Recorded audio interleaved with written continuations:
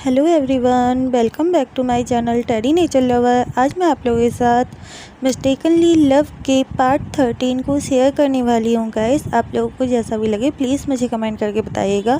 And जो भी कोई न्यू है वो प्लीज़ प्रीवियस वीडियोस को देख लीजिए, जिससे कि आपको वीडियो समझ में आ सके, स्टोरी लाइन समझ में आ सके। एंड मेरे चैनल को सब्सक्राइब कर लीजिए ऐसी ही और वांगशन वीडियोज़ के लिए। अगर आपको वीडियो अच्छी लगती है तो प्लीज़ वीडियो को लाइक, शेयर और कमेंट कर दिया करो गाइस। आप लोगों के कमेंट और सब्सक्राइब करने से मुझे मोटिवेशन मिलती है, प्लीज़ कर दिया कीजिए। लास्ट पार्ट में हमने देखा था वीइंग, वांगजी, जियांग चैंग, लैन सीचेन, इन सबको पता चल चुका था कि हाँ, लैन वांगजी और लैन सीचेन ये दोनों लैन क्रेन के भाई के ही बेटे हैं, उनके रियल नेफ्यूज़ हैं। वेनिंग और वेंकिंग के फादर ने उनको बताया था कि हाँ, ये इनके रियल नेफ्यूज़ हैं, और उन दोनों को भी पता चल चुका था कि हाँ, लैन के उनके रियल अंकल हैं। इसके बाद वैन रूहान ने अपने सारे गुनाह कबूल कर लिए थे अपने दोनों बेटों को बचाने के लिए, वैन चाओ और वैन जूलियो को बचाने के लिए। बिकॉज अगर वो कबूल नहीं करता अपने गुनाहों को तो वैन चाओ और वैन जूलियो इनको भी शायद जेल जाना पड़ता है। इस वजह से वो अपने सारे के सारे गुनाहों को कबूल कर लेता है। और वैन चाओ और वैन जूलियो को ऐसा लगता है कि ये सारा कुछ झूठा है, मतलब उनके डैड के ऊपर जितना भी कुछ इल्ज़ाम लगा है ना, वो ना इन लोगों ने आप जान के मतलब झूठा इल्ज़ाम लगाया है इन सभी लोगों ने।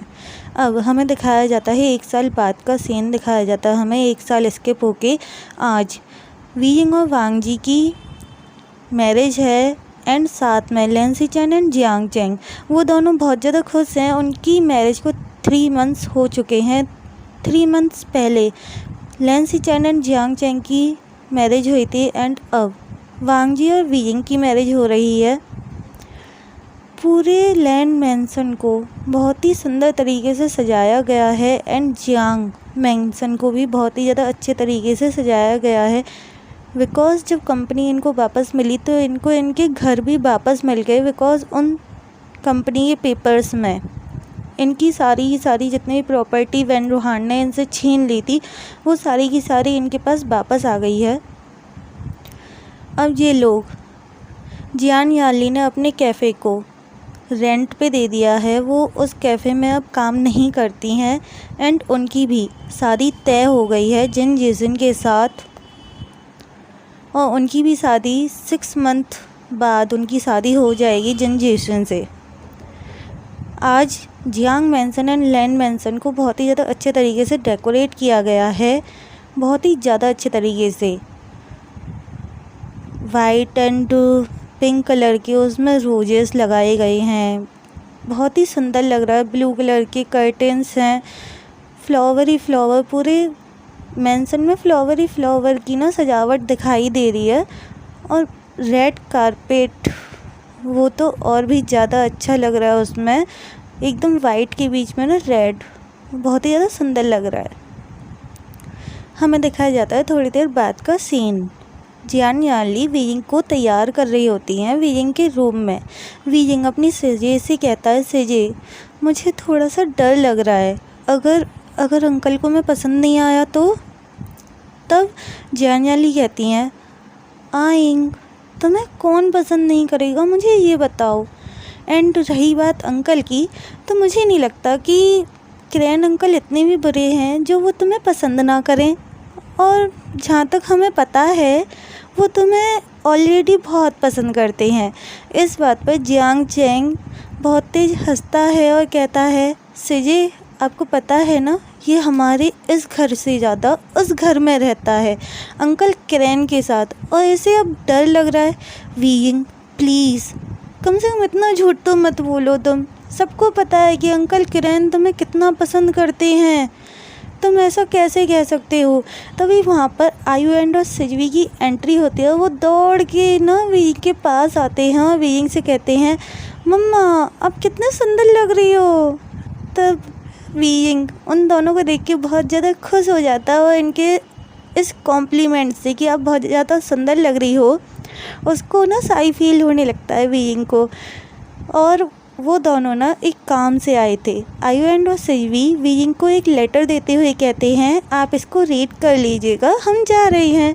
ऐसा कह के वो एक लेटर दे के वीइंग को वहाँ से दौड़ के ना चले जाते हैं और वो बाहर एक दूसरे रूम में जाते हैं। थोड़ी दूर एक दूसरा रूम था, उसमें जाते हैं और जाके कहते हैं बाबा हमने ना काम कर दिया। वो वांग जी से कहते हैं बाबा हमने काम कर दिया।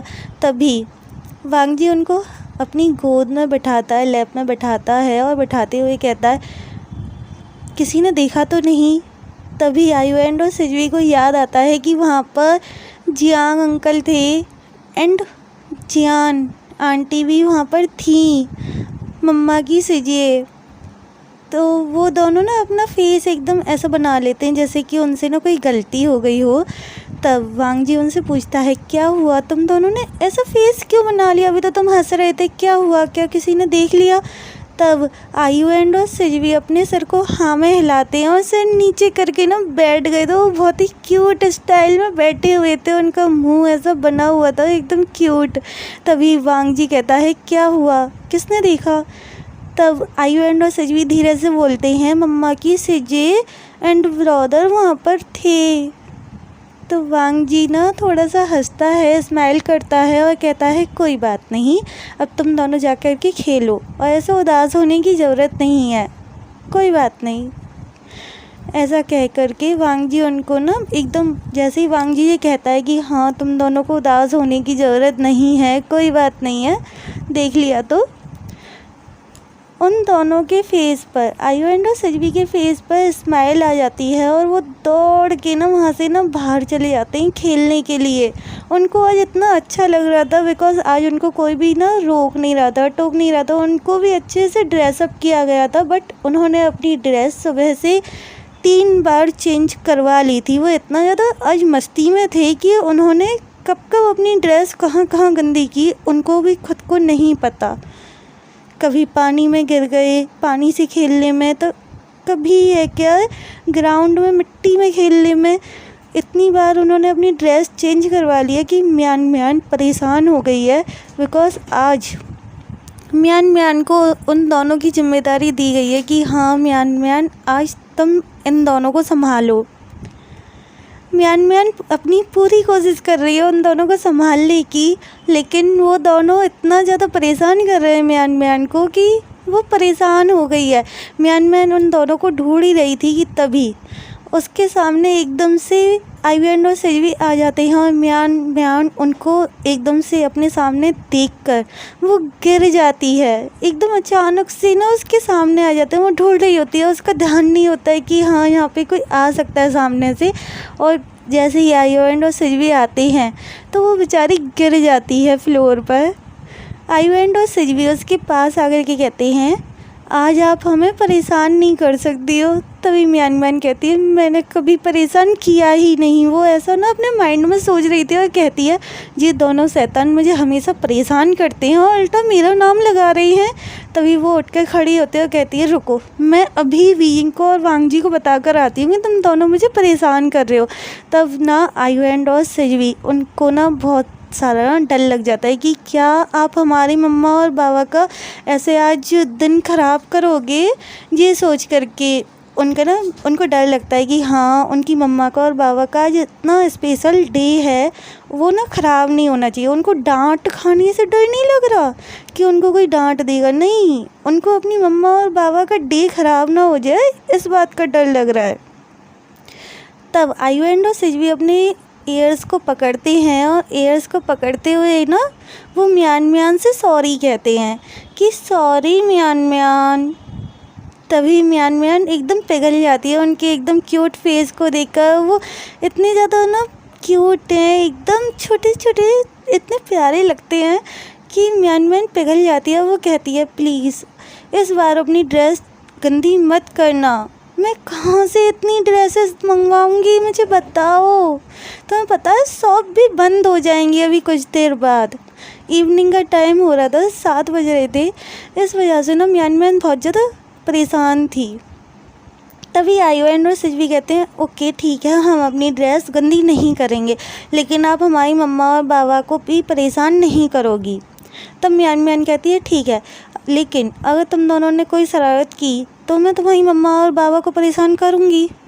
तब आइवेंड और सेजवी कहते हैं आप हमसे प्रॉमिस कीजिए, हम भी आपसे प्रॉमिस करते हैं कि हाँ हम शैतानी नहीं करेंगे और आप हमारे मम्मा पापा को डिस्टर्ब नहीं करोगी। मियान मियान इस प्रॉमिस को करने के लिए रेडी हो जाती है, बट उसे नहीं पता था कि अभी आगे क्या होने वाला है।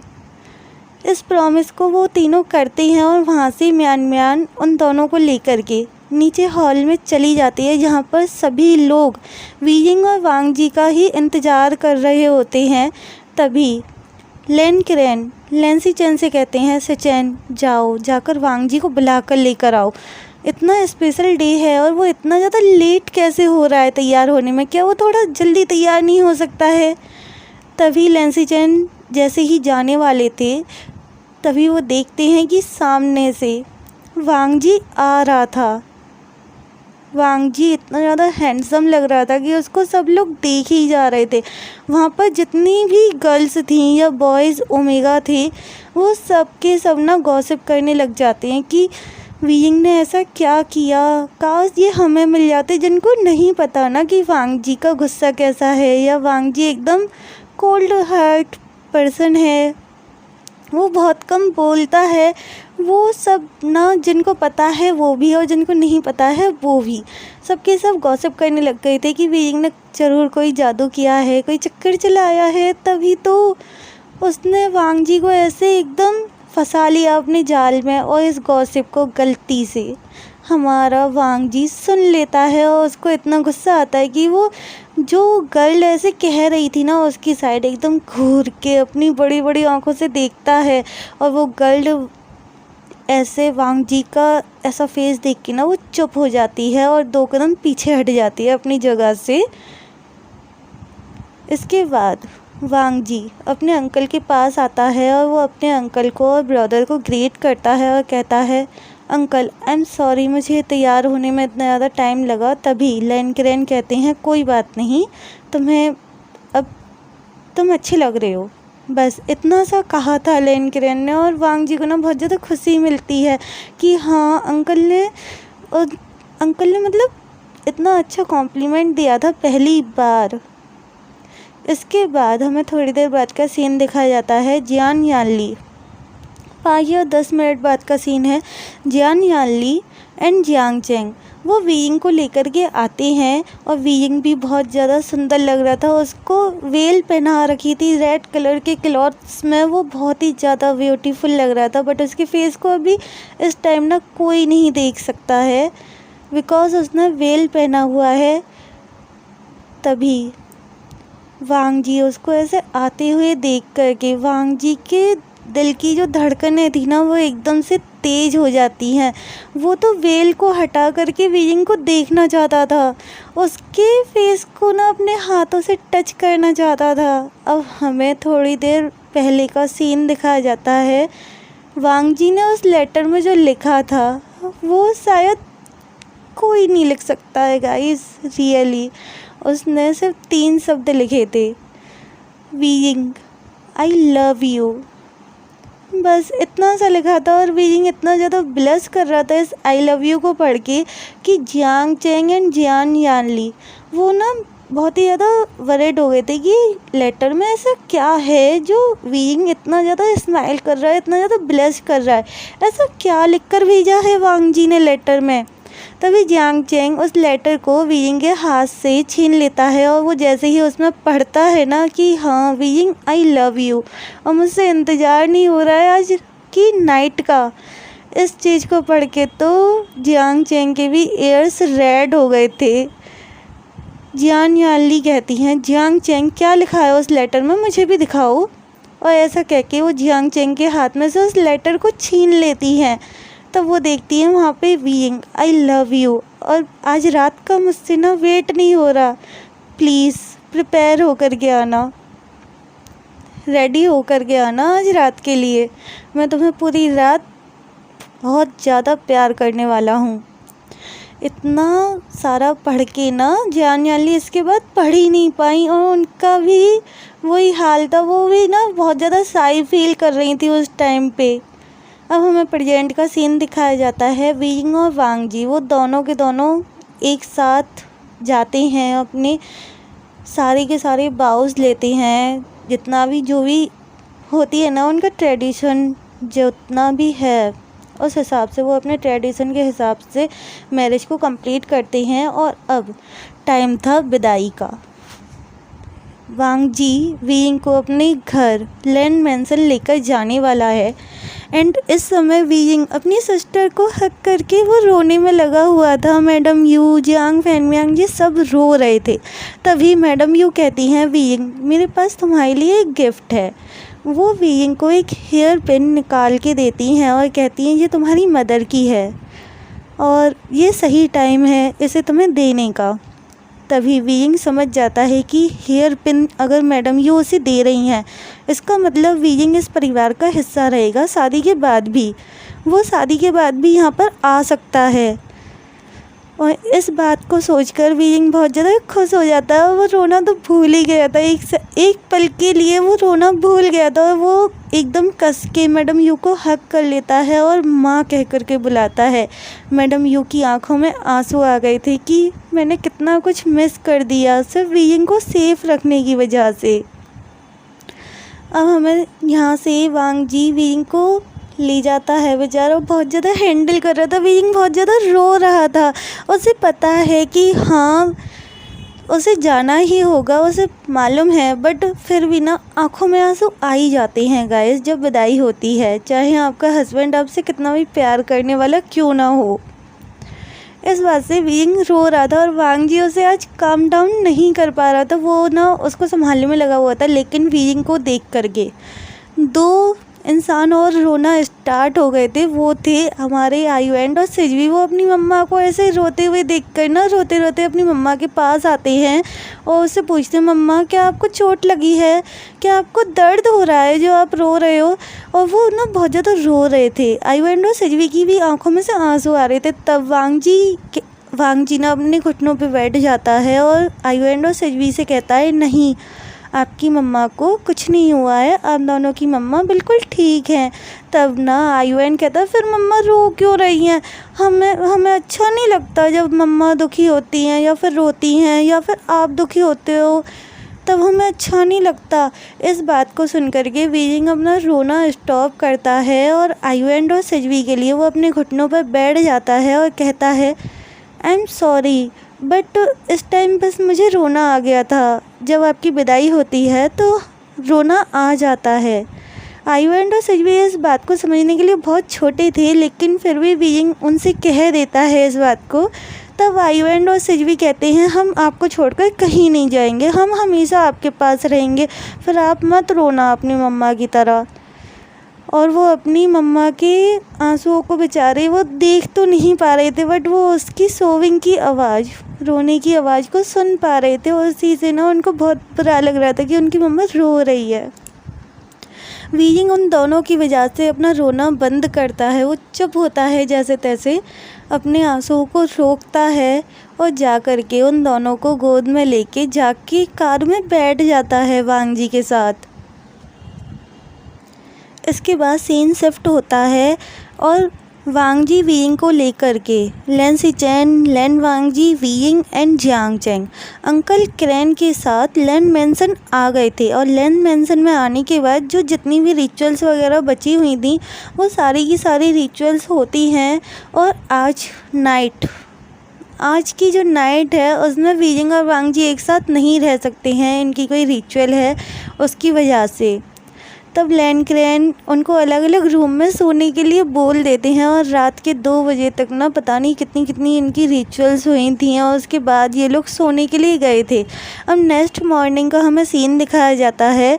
Next morning Lan Crane, Wang Ji, Sichen and Jiang Chang ये लोग टाइम से ब्रेकफास्ट करने के लिए आ गए थे, लेकिन वहाँ पर एक पर्सन मिसिंग था इनकी फैमिली का, वो था वीइंग। और जिसको बुलाने के लिए ना आयुएंड और सिजवी गए थे और आयुएंड और सिजवी चले तो गए, लेकिन वीइंग को उठाने के बजाय, जगाने की बजाय ना वो दोनों जैसे ही उसके रूम में पहुंचते हैं वीइंग के, आयुएंड और सिजवी, वो देखते हैं उनकी मम्मा सो रही थी और उनकी मम्मा बहुत ज़्यादा पीसफुली ना सो रही थी।